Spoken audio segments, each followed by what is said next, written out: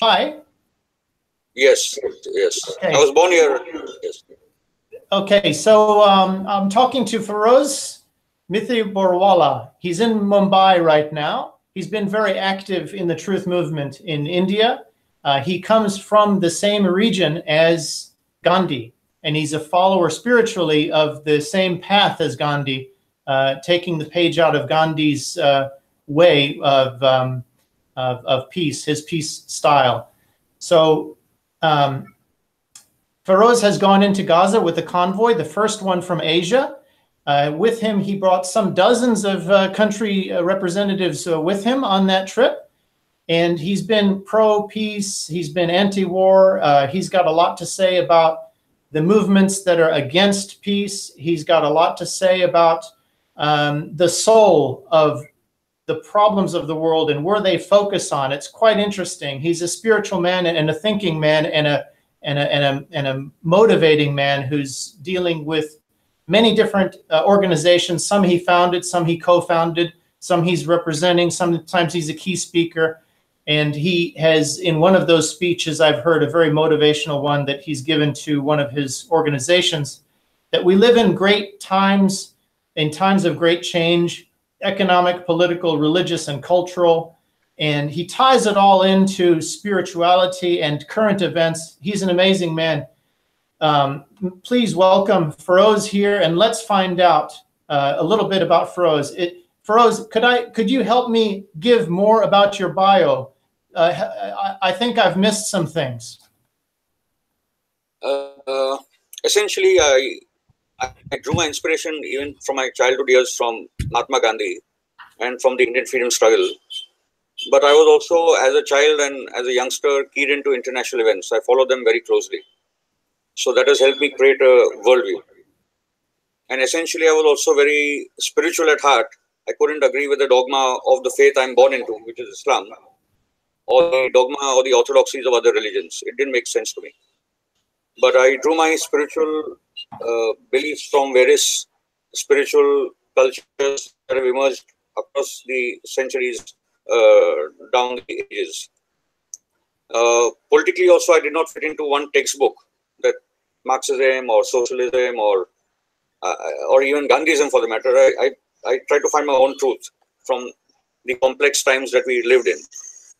So my journey has been, and I think it's happened to others as well, that especially in the late 80s when I entered the movement, when the Soviet Union was collapsing, the left was weakening in India and across the world. In India also, it was a time of turmoil. There were communal riots between Hindus and Muslims. It was also the time when the Babri Masjid was demolished in 92, 6th of December. And also the caste issue had again arisen in India because of the issue of reservations. So we lived in a time when caste struggle had emerged, when communal riots were racking across my country, and more turmoil was emerging across the world. So it was during those times that we had to find our, moorings ideologically in terms of our understanding of the world and the programs that we wanted to implement.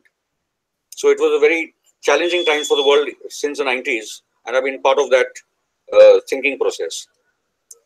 That's interesting how you tie together anti-imperialism, anti-Zionism, and anti-Brahmanism.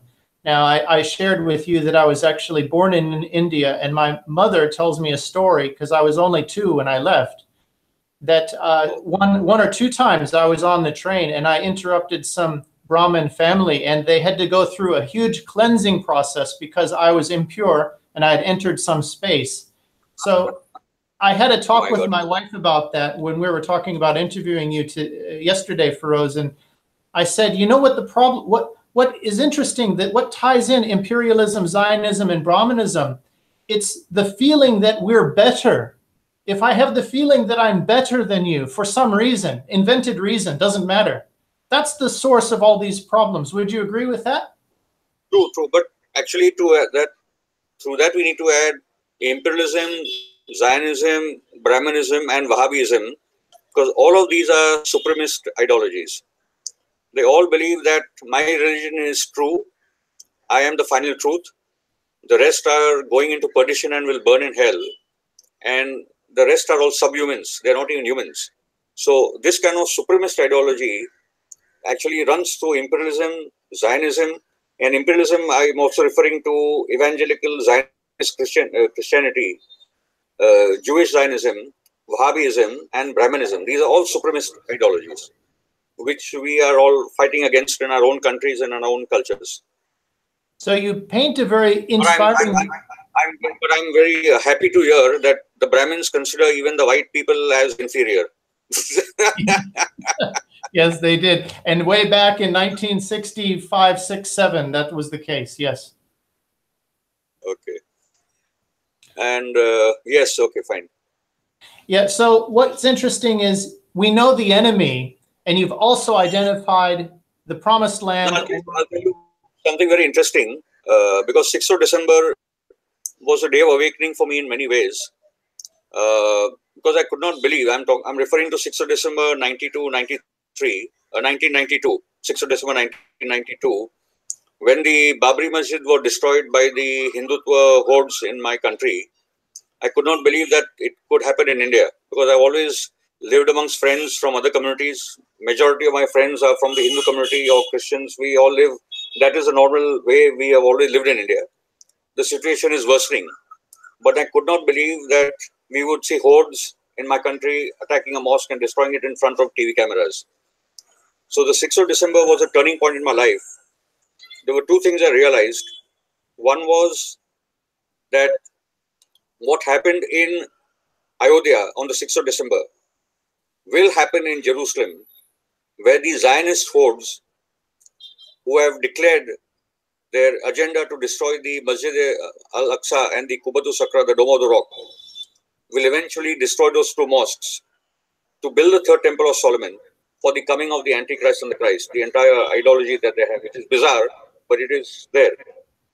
The second thing about 6th of December was the awakening that Indian society is essentially about caste struggle. And unless the caste and class struggles do not come together, which has been the failing of the Marxist parties in our country, the communist movements in our country, essentially led by the upper castes again, till then, the agenda of creating an egalitarian society will not succeed in this country. To understand Dr. Ambedkar's annihilation of caste, Mahatma Phule's ideology of the annihilation of caste, that is what got me into reading and working on the caste struggle issue in India as well. Interestingly, I'll tell you one more thing, that Trump's declaration on giving away Jerusalem to Israel also occurred on the 6th of December 2017, sorry. 6th of December, Babri Masjid got destroyed, which I said was a dress rehearsal for what is to happen in Jerusalem.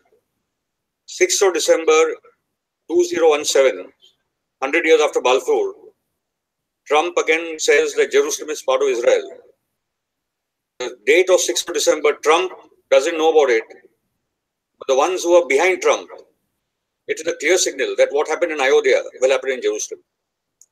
And we are heading towards World War III very clearly, of all that is happening in the region. And it is only the resistance in the region that can save this world. It is the battle for Syria, which is now essential to save Palestine to the entire region. It is what the Syrian people are doing and the resistance axis that is doing that can save this world.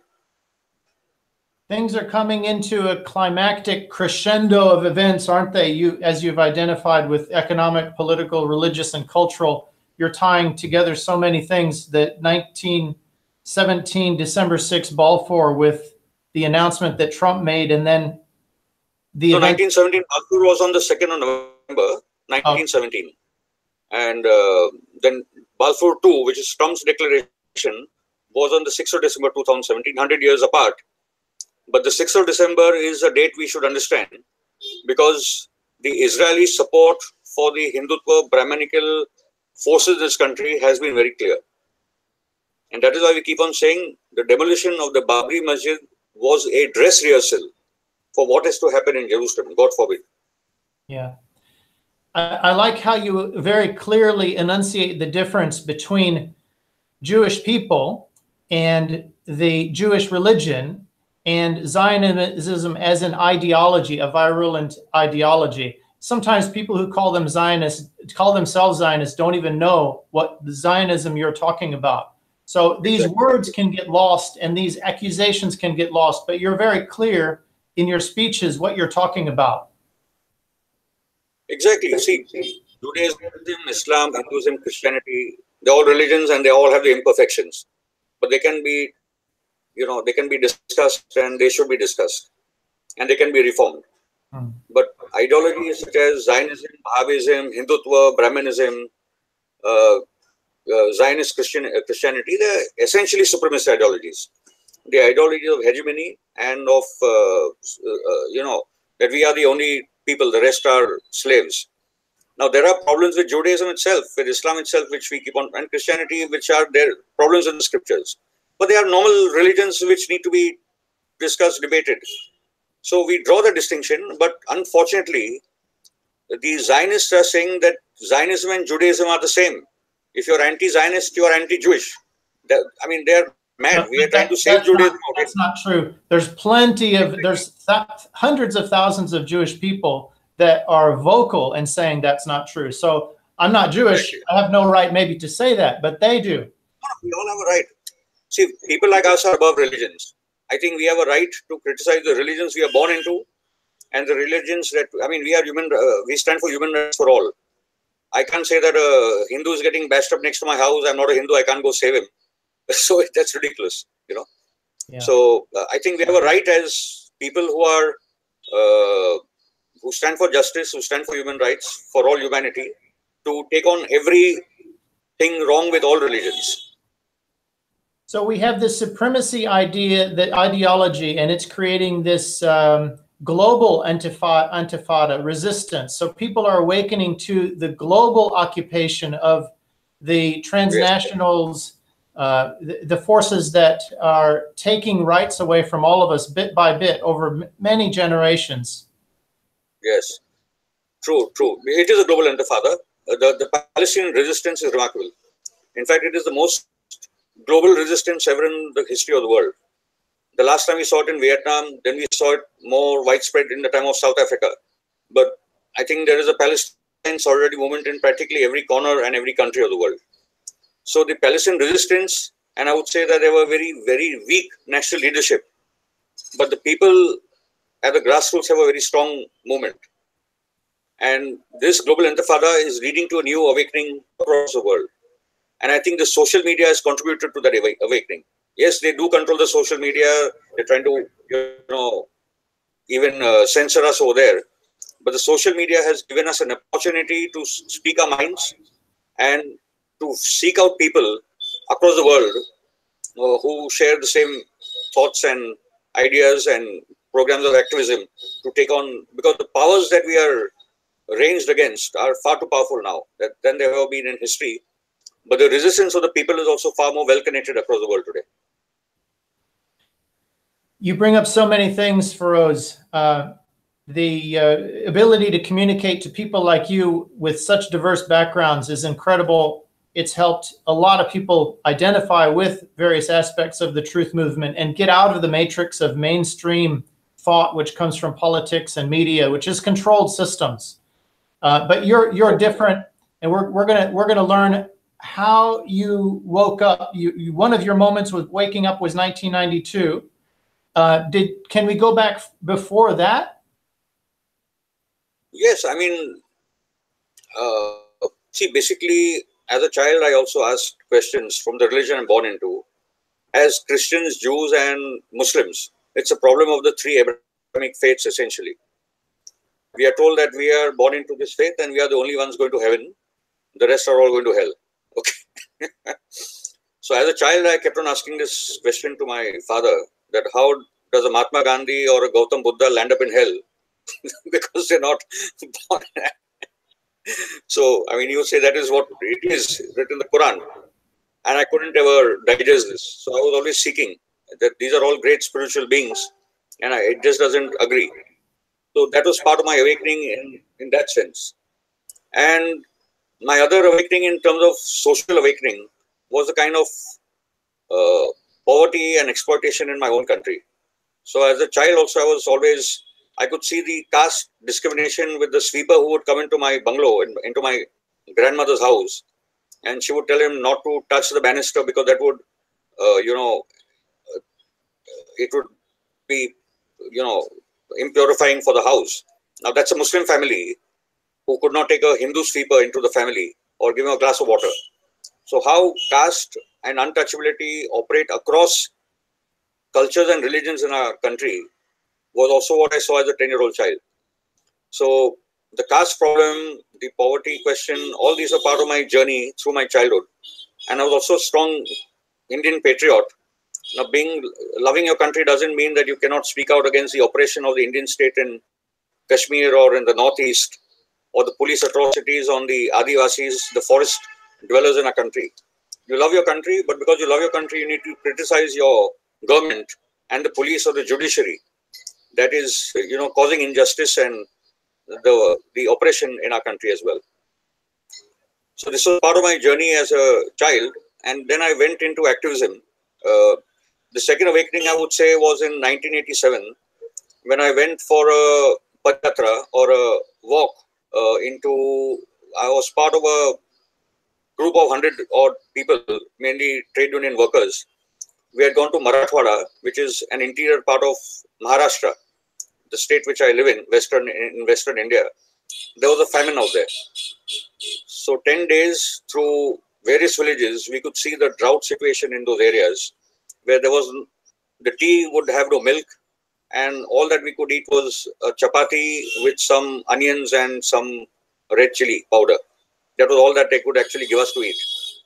So living in Bombay and going into the interiors of the richest state in my country, we could see the poverty over there. So that got me working with the trade union movement, which were essentially from the left. But somehow I couldn't agree with the left because of their critique of Mahatma Gandhi. I was looking for my own path. And down the path, I also bought a charkha. This is the charkha, as you know, Mahatma Gandhi's charkha. Okay. Which he would spin. Oh, yes. Yeah. I bought that. I tried to learn that, which I was not very good at, but it's a difficult job to do. Then I became part of a group of Gandhian youngsters. There's a very good bookshop called the Gandhi Book Center in Bombay, which sells the most books on Gandhi in any part of the world. I became part of that group. Then we began to work on the issue of Swadeshi. Swadeshi means buying Indian products, because that time we had the opening up of the Indian economy, the coming in of various multinational companies, increasing role of the IMF and the World Bank in our country. All those were very worrying times for us in the course of the 90s. I was very much part of that moment. But what really awakened me, as I told you earlier, was the 6th of December, 1992, because one was the demolition of the Babri Masjid, which was a shock to the entire country and to even secular people like us, that we just couldn't believe.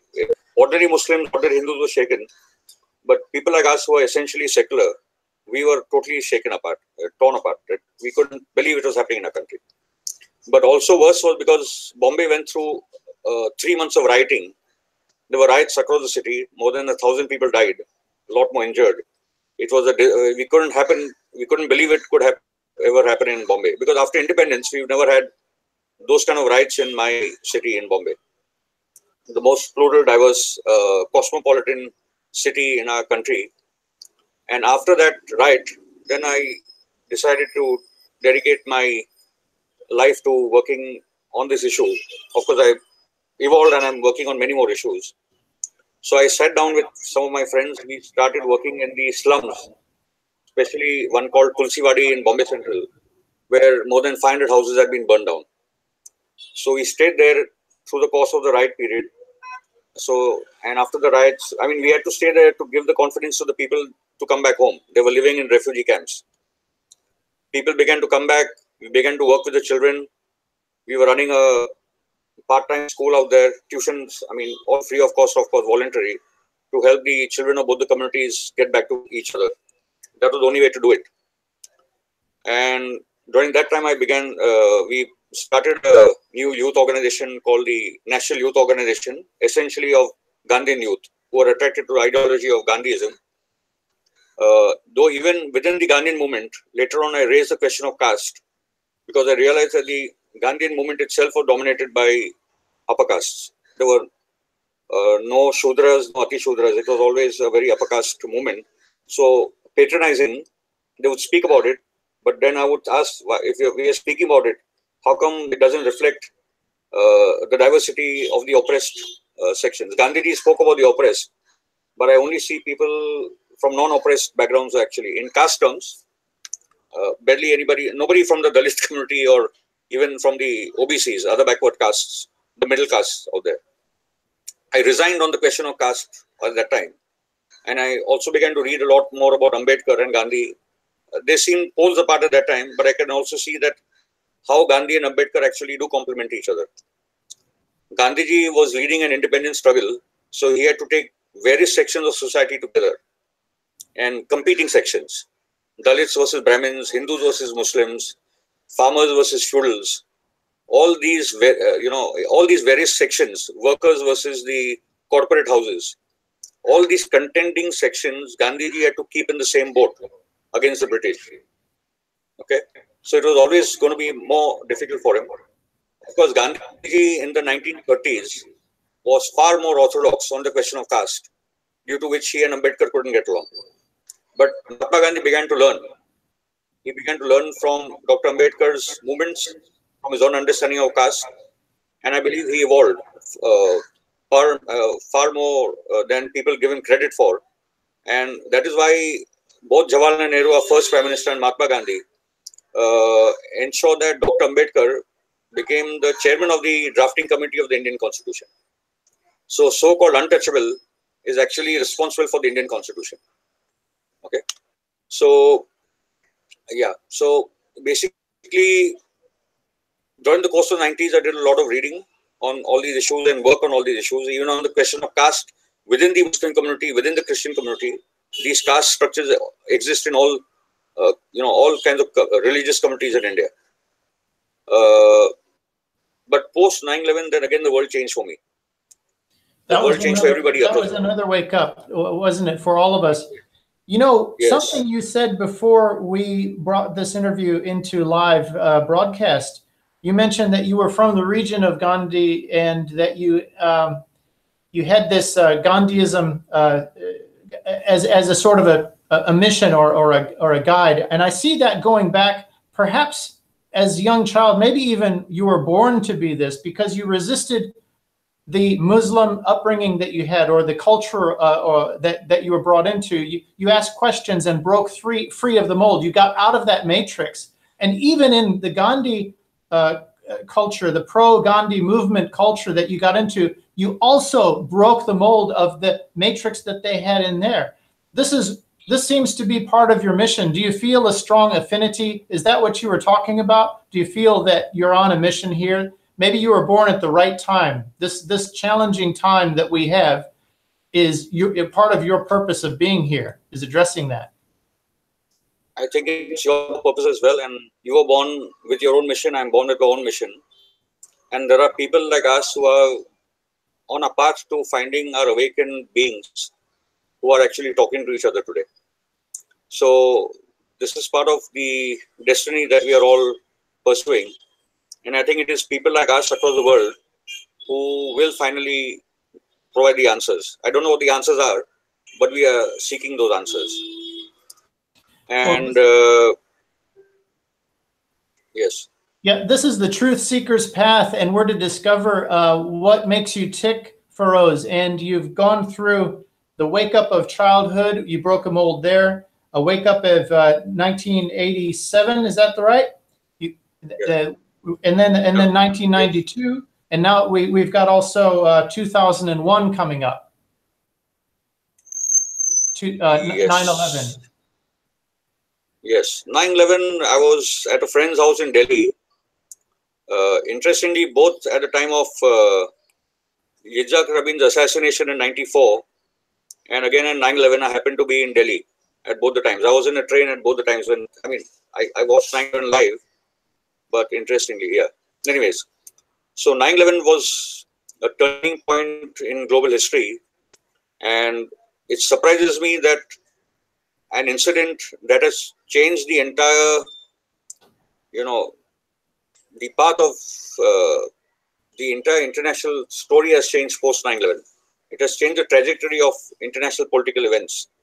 Yet there are so few people who could figure it out. There are more people now who have figured it out.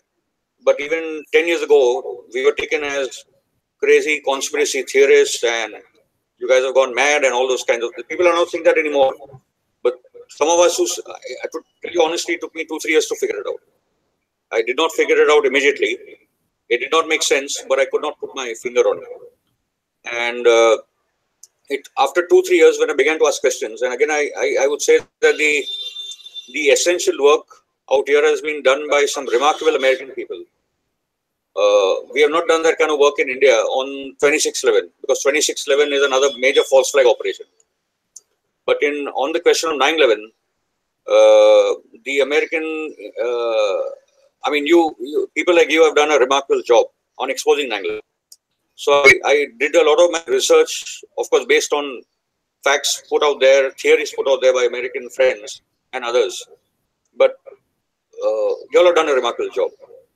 And after that, what happened is 2003 onwards, started a whole series of false flag terror attacks in my country.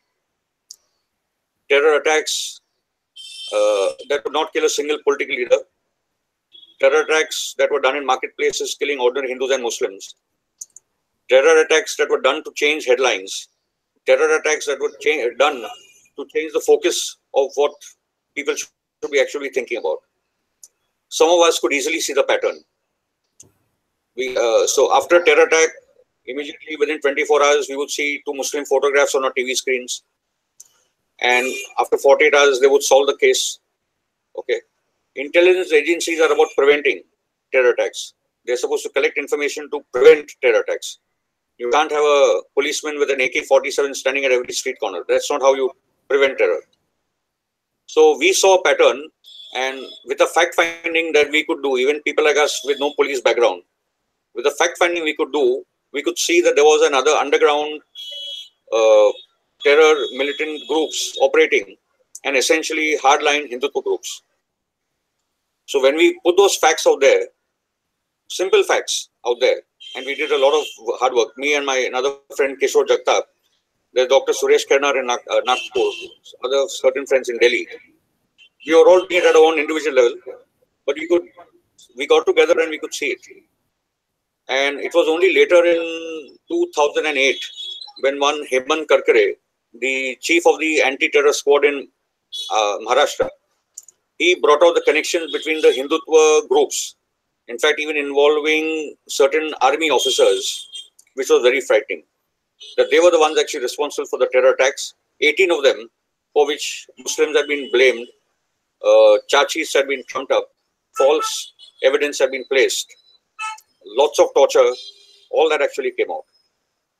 Hemant Karkare was killed during the 26/11 terror attack. On the night of the 26/11 terror attack, Hemant Karkare was killed.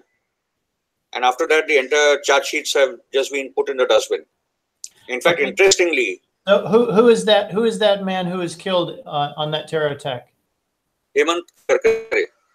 Hemant, ATS chief, anti-terror squad chief, Hemant Karkare. Okay. Anti-terror. Oh, yeah, I see. So the same one who is uncovering the issues. Yes. In fact, similarly, during the Charlie Hebdo terror attack, which was again a false flag, a very important French police officer was killed that night.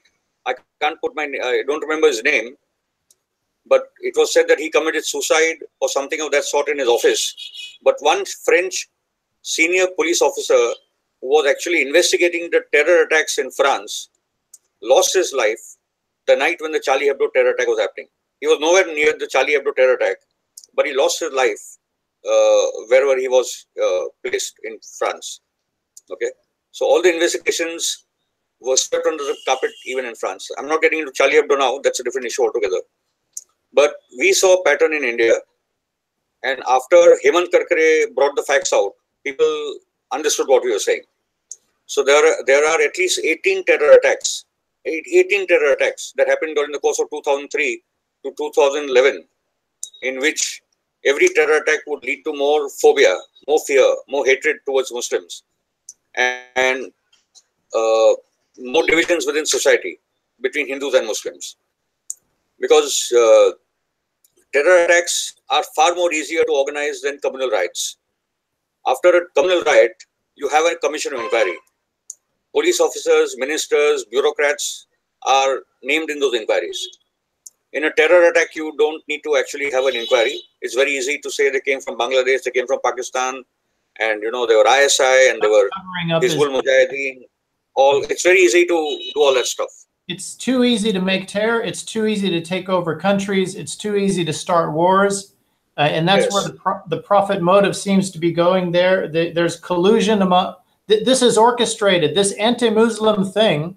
There's something about that. So you're saying that in India, it's been from 2003 to 2011, you've got evidence of many events orchestrated to create this division, which the globalists like to divide and then conquer, not just divide, but after that, make profit, take ownership, divide society and conquer. It actually helped the Israelis to enter more and more into India. But if you create a Muslim phobia, if you create a Kashmir phobia, if you create a Pakistan phobia, then the large Hindu majority, out of fear, will agree to the Israelis entering your country. Today, India is the largest buyer of Israeli weapons. The Mossad is very deep into our country, unfortunately. So we are facing a lot of, there are 10 villages in Himachal Pradesh, in the hills, where these guys are staying. You actually have Hebrew signboards over there. And in Parvati Valley, where opium is grown, I've heard that they even control the drug trade in parts of the country now. So weapons, drugs, all that is coming in through the Israelis. And the Israelis also go around bombing in Yemen and in Gaza, and then they come to cool off in India. You see them on the beaches of Goa and in other parts of our country. So with all the mental stress that they take in bombing helpless civilians, then they come and chill out and have the beer and the opium in Goa. Amazing insights you have. Your journey's taken you so many different places. I'd like to talk about the heart of your discussion. So you go off on all these different channels, but there is a center of the spider web, isn't there, Feroze? And that center is you called it the heart of the struggle, and you painted a very positive picture of Jerusalem, having a one-state solution, having a diverse community of peace, and either we fight for this peace, and the fight is not just for Gaza; it's for all of us, isn't it? It's the whole world. If we can't do this Gaza thing right, we can't do anything right. It's like a litmus test for us. Either we pass it or we fail. So far, it doesn't seem that we're passing, but at least some people are saying, look, this struggle, these are people, they live there. They are being oppressed.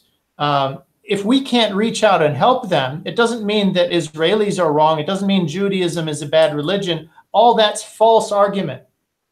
It means we need to reach out, and the humanity in us needs to recognize the humanity in those people that are oppressed, whoever they are, doesn't matter. Exactly. I thought that was really nice. Could you tell us how that? Yeah. Could you tell us how it was to get to Gaza, how to organize that? What was it like when you actually got there? What did you give? Did you have any problems at the border? Could you walk us through that? That was your big event, wasn't it? Yeah. Essentially, in 2007, when the convoys began to pour in from across the West, actually, I mean, there were boats coming from Canada and Norway and the US, our Western friends were very active. That inspired us. George Galloway, who would come in from London with an entire series of, jeeps and trucks and everything. I said, we as Asians need to get active. Palestine is essentially Asia. What are we doing? And what are we doing as Indians where we had this connection to Palestine all through the course of our freedom struggle, and we don't seem to be much. It's in fact, I was pretty ashamed of our inaction. The second part was that we also don't have the same resources as activists as our Western counterparts do. We would have to do it very differently. Okay, an activist in India would normally be traveling by a train or a bus. We don't have, it's a very different kind of thing in our country. Okay. So we had to structure it very differently. So again, I went back to Mahatma Gandhi, and we organized peace rally convoys in a country in a very simple way. We would say in a bus of 30, we would sit in a bus. And from each town that we would go to, the town over there would have to take care of our boarding, lodging. We would sleep over, attend the meetings, give us speeches. They would provide us with a little food and so on, and we carry on to the next town or city. That is how we would have to structure this convoy all the way to Gaza, because activists rarely have that kind of money in our country. Now, how do we actually, because even our connections, I had friends in Lebanon, but it was essentially essential to get even Iran on board for this matter. Okay. Luckily for me, I was contacted by I'm speaking of 2010. 2010, in June, I was invited to go to Tehran to attend the Imam Khomeini death anniversary celebrations. So the Iran Cultural House out here said, we are sending a lot of people who are not serious. You work on the issue, you should go. I went, and one of my friends from Bombay, Shahid Pradhan, lives in Tehran. He's studying there in Qom to be a Shia cleric. He's a very progressive, very different kind of person. And then he got me in touch with another Kashmiri friend of ours, Rula Rizvi, who born in Kashmir but lives in Iran. So interestingly, it was three Indians, Shahid, Rula, and myself, who met up in Tehran, and we actually decided on this Asian convoy. It's a very interesting story, actually. Okay. And then he put us in touch with another very nice Iranian friend of ours, Salim Ghafouri, who's a documentary filmmaker. Today he's doing a number of programs for Iranian channels. He's quite big now in Iran. We got together and we planned this out. Then I had friends in Lebanon whom we spoke to. They had friends in Syria that they got in touch with. We had friends in Pakistan as well. We tried to work it out, and it actually worked out. So in India, we got a lot of response. About 120 of us on the whole in this convoy, 16 countries on the whole. Half the delegation was from India, and half the delegation means that the majority were Hindus actually. So normally with all these convoys from Asia, it's always been very, very Muslim. It's Indonesia, Malaysia, Pakistan. It's all very Muslim. So we were the first actually Asian convoy. We were the first Asian convoy in any case, but we had Hindus, Muslims, Buddhists, Christians, everybody, Sikhs, all are part of this convoy. So it was a very different kind of culturally speaking. Which represented the same diversity as what you're trying to achieve as well. Exactly. So our language was different, our slogans were different, our message was very different. And a lot of our Muslim friends from other countries understood that basically it's not an Islamic cause alone. If you want to see it as Islamic, you're welcome to. But we see it as a cause of national liberation. I see it as far more. I see it as a cause of human liberation, actually. And so what we did was that we all congregated in Delhi on the 2nd of December. We started from Rajghat. Rajghat is a place where Gandhiji's ashes have been stored. That is, so we offered prayers from all the religions, and then we started to head towards Wagah border. Not all of us got visas to Pakistan. I did not get visa myself. So they went to Lahore, came back. So those who could, we were welcomed in Pakistan by our friends.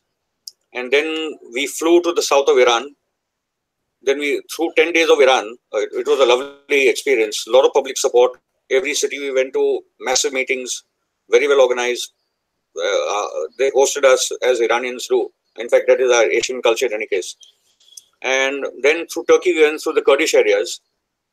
We went through Syria for, Damascus and a lot of other cities. We went to Lebanon as well. And then we were waiting. That was the time of Mubarak. Mubarak was in power at that time. And we had to wait for our visas. So we were for 10 days stuck in Ladakh actually. By that time, we had organized a ship with $1 million worth of aid that would go from Latakia to El Arish. That faced a lot of problems. The rest of us flew from Latakia to El Arish, and from there we went by bus to Gaza. Our ship got stuck because of the corruption of the Egyptian police, port authorities, who wanted money to let the ship in. It was ridiculous, actually. We couldn't believe what we were seeing. Even at the airport at El Arish, they were not letting us get out. They again wanted money. So we did it again Gandhian style. We said, till you guys don't let us out, we are not having any food. We have no food, no water. We are not, because earlier what had happened, that there was a delegation of Europeans and Turks who were facing problems from the Egyptian police, and they broke apart the entire airport, and it took them 3 days to get out. With our hunger strike, we got out of the airport in 8 hours. It worked far better. Okay. Very good. Yes. 8 hours. Because they were wondering, they were wondering what the hell to do with us. We were like singing and we were praying out there, and people were like, all that kind of stuff. So they couldn't deal with it actually. They couldn't deal with it. And the ship was still stuck at that time? Yeah, the ship was stuck. 8 of our friends were stuck on that ship. We reached Gaza on the 2nd of January, which also happens to be my son's birthday. So that was interesting for me. 2nd of Jan, we reached Gaza. It was a highly emotional time for all of us. We couldn't believe we made it there because of we faced a lot of hurdles. It was the first time, not much of resources. It was all, without God's help, I don't know, it could not have been done. Our will, all the effort that we put in, and God's role in that, I believe, helped us to get there. So even whilst we were in Gaza, our friends were stuck on the ship. They made it after 48 hours. It was a very difficult time for all of us. And we met the Prime Minister and the Foreign Minister of the Hamas, and welcomed by the people of Gaza. And it was a learning experience for many, many delegates. Of course, our friends from Iran were not allowed because the Egyptians don't not provide them visas, but the rest of us got in. In fact, there was a debate of whether we should go in or not without our friends from Iran. But our friends from Iran were very kind, and they said that even if we can't, you all should. Whoever can get into Gaza this time is very important.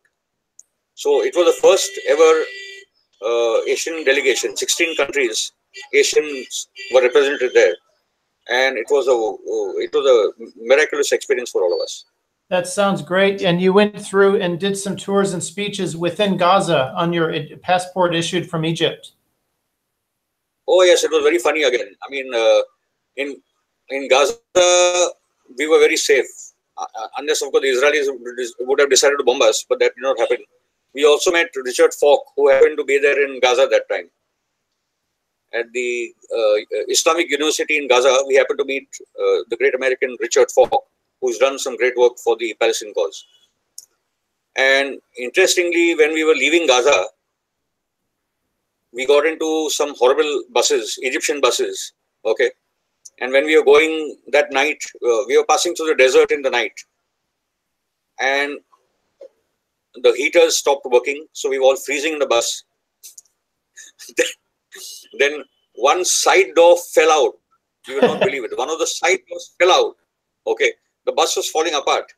We were more safer in Gaza, okay? And then the bus that I was in, the front wheels came off and we went skidding across the road for 100 meters. If we had turned turtle, the bus would have blown up, we would have been dead. I mean, we couldn't believe we were more safer in Gaza than in Mubarak's Egypt.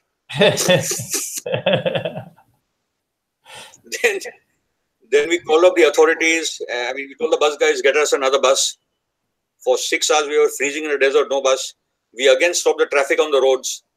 Get us a goddamn bus, we said. What is wrong with you guys? So then some bus came along, took us to the airport. When we reached Cairo airport, we were surrounded by security guards. Okay. What did they want?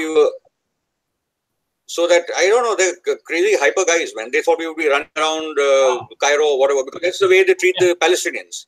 Okay. The Palestinians come from Gaza to Cairo to fly out. Many of them are handcuffed and all kinds of things are done to them. Oh, I see. So our bus was surrounded by Egyptian security guards. They let us into the airport. They kept us in one room. If we had to be taken to the toilets, we would have 2 security guards with us. It was madness. We couldn't believe what was happening. That's crazy. Okay. So, and then, so anyway, we got back home. But during the course of that that journey, we also were raising the issue of Jerusalem. And we decided at that very time that we need to organize a global movement for Jerusalem, because as we keep on struggling for Gaza, the West Bank and Jerusalem are being eaten up by the settlers. Okay? Yes. So we keep on shouting Gaza, Gaza, Gaza, end the siege of Gaza. Okay, but by the time all of Palestine is being eaten up by the settler movement over there. So we moved towards the global march to Jerusalem. And very soon we came up with the next phase of the struggle. And it was also in 2011, 25th of January, I believe, when the movements in Tunisia, Egypt all began to break out. Okay, so again, the region was in turmoil. Tunisia, the only country that could deal with it in a democratic electoral manner. The other countries could not. Syria is a different matter altogether. It was not about some civil war, but a war that has been imposed in Syria. Yeah, of course. Okay. Syria could have dealt with this politically in terms of the reforms needed within Syria, and reforms are needed within Syria, constitutional reforms, which the government did begin to respond to. But the government of Syria was never given a chance by the Saudis, the Qataris, and the Emiratis to actually follow a democratic path of political. Of course not. And the reforms of the West are never talked about, the ones making the wars with all these countries on false reasons. Exactly. And it's a laugh to talk about Saudis and Qataris and Emiratis wanting elections in Syria. Yeah. Exactly. It's good to keep your sense of humor in these times. The stress just keeps going up, and the madness keeps going up, and the challenges for people like you who see what's going on, and you try to make some effective efforts. So what happened to the boat, Feroze? Did the boat ever make it in? I don't think I caught that. No. They made it in. On the day we were leaving, the aid did come to Gaza. All that finally did happen. Okay. So the aid did reach. Yeah. It was delivered, and it was dispensed by the people that you were involved with there. Yeah, actually, see, the ones who are controlling, you can't get into Gaza if you are not talking to Hamas. They are the government over there. So yes, I mean, you have to deal with them, and they were fine. They are. Of course, we are in touch with the various Palestinian factions, be it the PFLP or the Fatah or the, they're all part of the resistance together. They're all our friends. Well, I think we need to really have this big tent approach, be very inclusive, as you've shown, as you've been trying to do since you were a child. In fact, before you even know language, you felt a mission, I guess, where you wanted to go and what you thought was right or wrong. And as you learned about your cultures and the different cultures of the different groups, the example that you took over to Gaza with you is exactly something that you could put together, Feroze. You were born to do something like that. What advice do you have to other people who are looking at the messes of the world and trying to make sense of it? What advice do you have to people in terms of moving beyond just collecting information and posting stories on Facebook?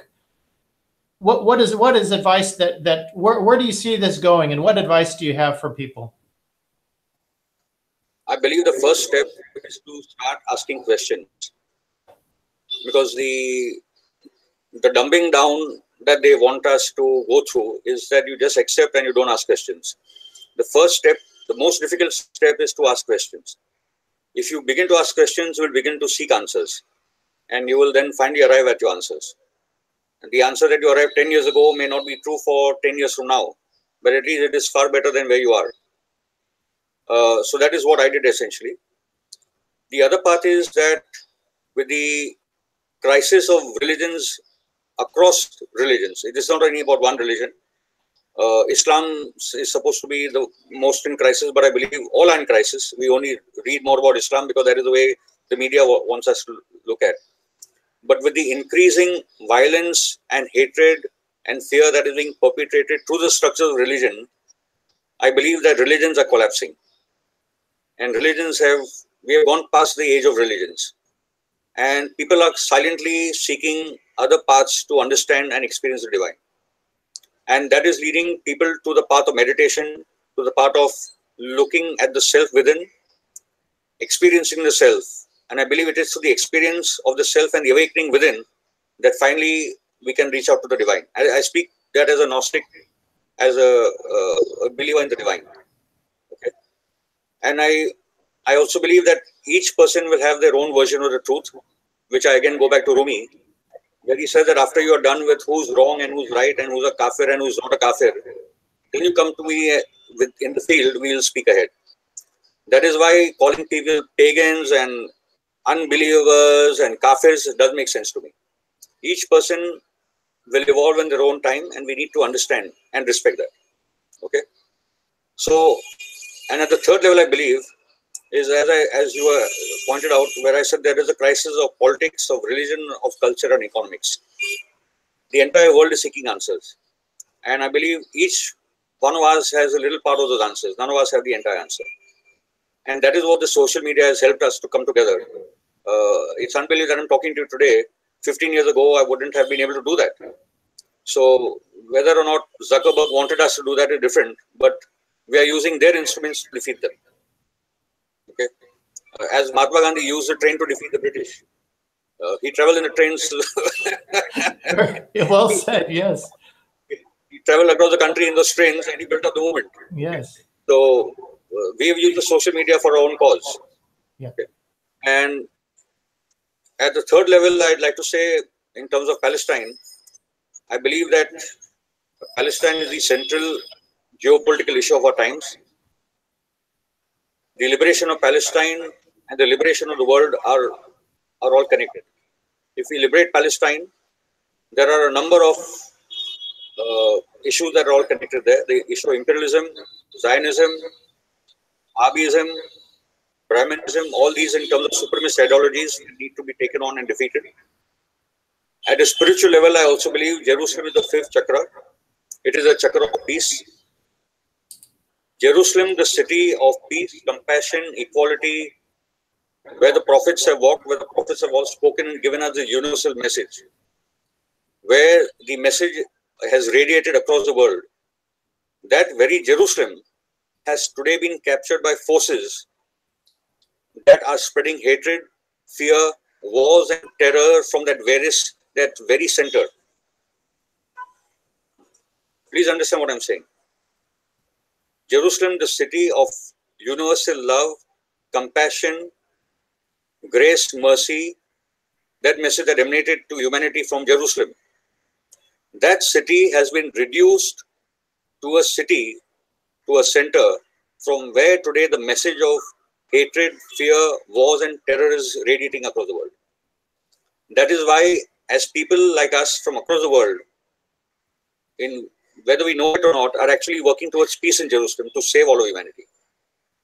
And this, I believe, has been a mission of my many lives.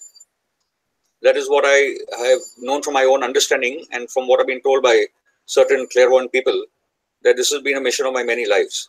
So this battle to liberate Palestine, to liberate Jerusalem from the clutches of evil carries on. And I believe there are people like us across the world who are doing that, knowingly or unknowingly, for that very mission.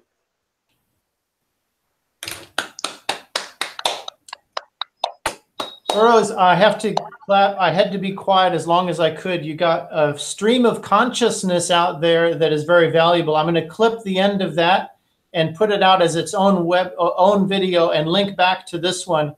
This is a very important interview. People don't watch anything more than 5 or 10 minutes, but if they see that clip, they may be interested to see more and understand a bit more. And then there's a lot more to discover about your walk on this life that you've done so far.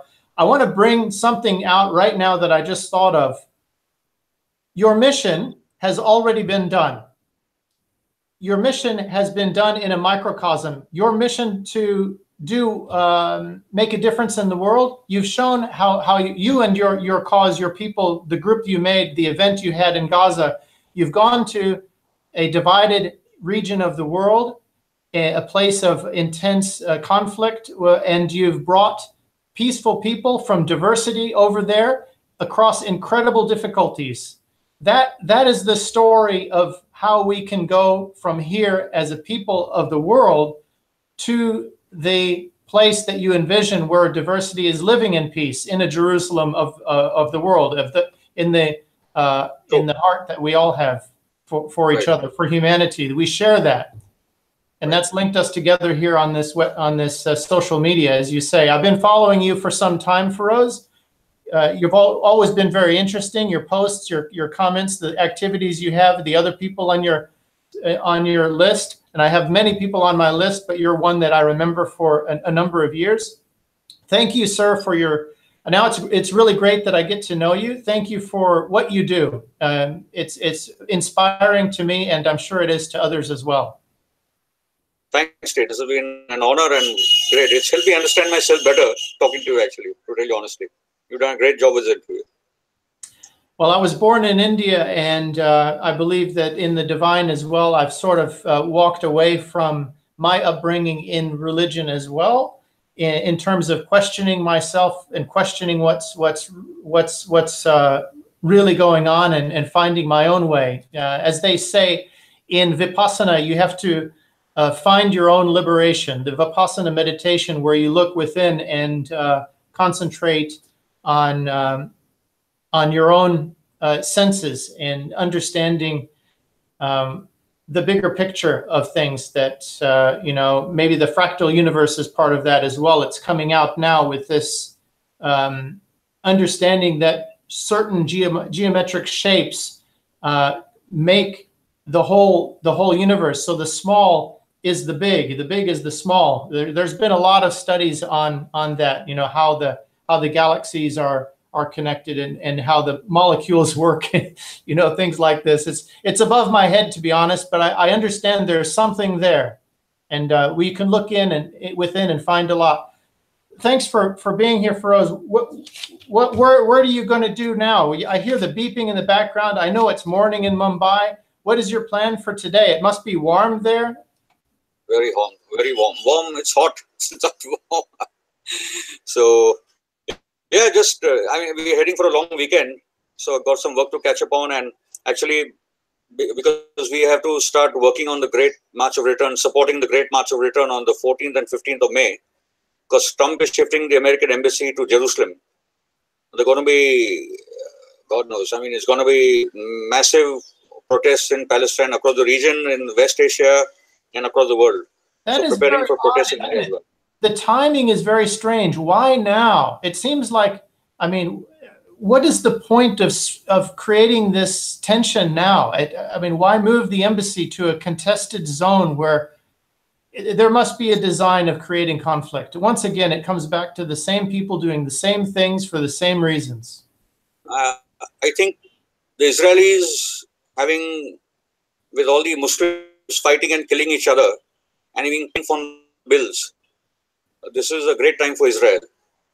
With all the Gulf countries, the Saudis, Qataris, the Emiratis, all there with Israel. Turkey is also indirectly, and at times indirectly, aligned to Israel. Egypt very much is, Jordan very much is. So this is a great time for Israel to actually go ahead with its plans to get the Americans into Jerusalem. And then more and more statements are now emerging about getting rid of the two mosques, destroying them directly, and rebuilding the third temple. We're heading in that direction.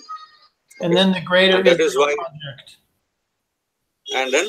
The Greater Israel Project. Exactly. So it's all, as far as they're concerned, they're heading in that direction. They have the roadmap. And I believe that. I need to once again remind people watching us, Feroze, it's not Israelis or Judaism that is doing this. There's a specific small group within the U.S. government, within the Israeli government, within perhaps all of our governments, there's elements there creating problems, and they want a global government. They don't want nations to be sovereign. They don't want people to be free. Yeah. True. And the agenda of depopulation as well. In a massive war, kill off as many billions as you can. Yeah.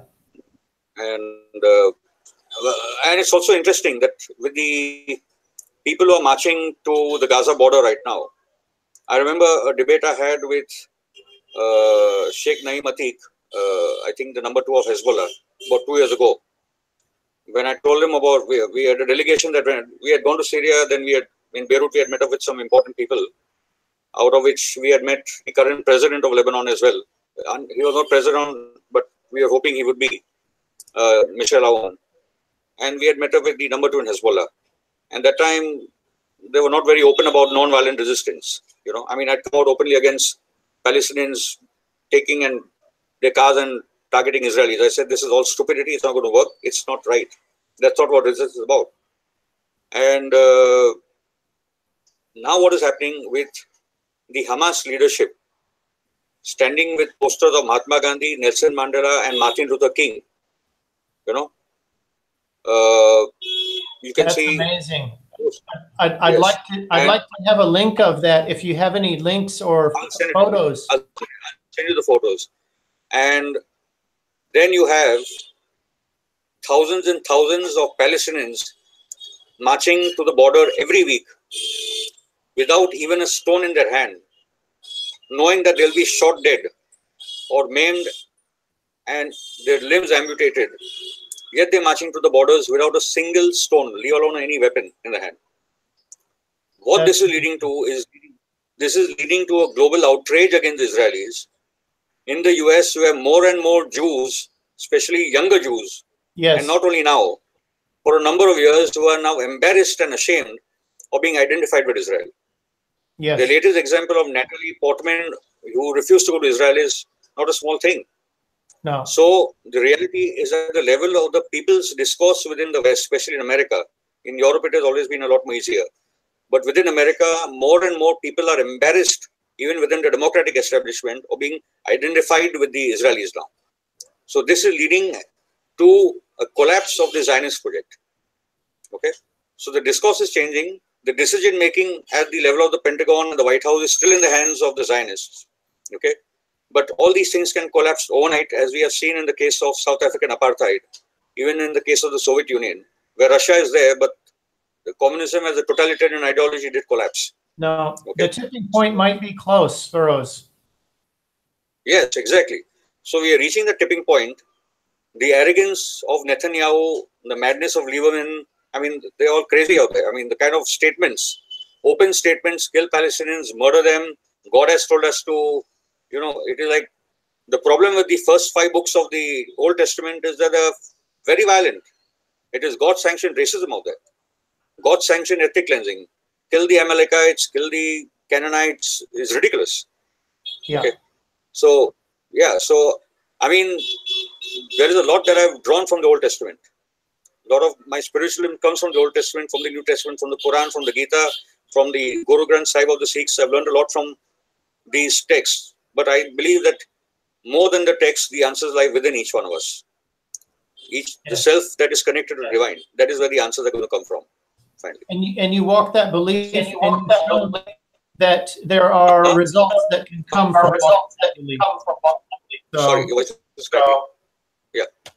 Yeah, I just said you walk that belief, Feroze, and you've shown that results come from also walking that belief as well. So you've provided some answers with your living testimony. Thank you so much for that once again. I'll have to cut this interview short, but let's do this again. Just last part. Recently, in the last conference in Beirut, we had gone for a Palestine conference. Tushar Gandhi, the great grandson of Mahatma Gandhi, had come along with us. And basically, what we've been saying, he also said the same thing. The day 5 million Palestinians decide to march back home, led by the leaders, okay, how many Palestinians can they kill? How many can they bomb from the air?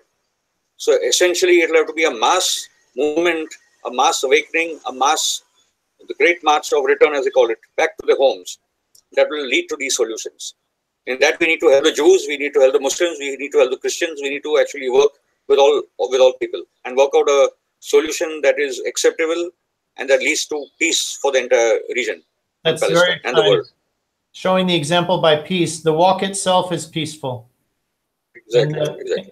And keep the moral high ground. They expose themselves. As you keep the moral high ground, they just expose themselves to be plutocrats. They're not representative leaders. They're not governance by the people. Right. But none of our countries are like that. It's very distant. The people who've got the wealth consolidation numbers, statistics, they prove the same thing. Power and wealth is consolidated at a very top. True. It's worsening all across the world. True. Yeah. So, hey, look, we could probably go on and on. If people didn't see us, they would think we're brothers. We're talking the same language exactly, Feroze. Right. That is the remarkable times that we live in, that we are so worlds apart, but in the first interview we are talking is great. Yeah, you were born in Muslim country. I was Hindu country as a Muslim. I was born as a Christian well, I was born in India actually, but I was from American parents.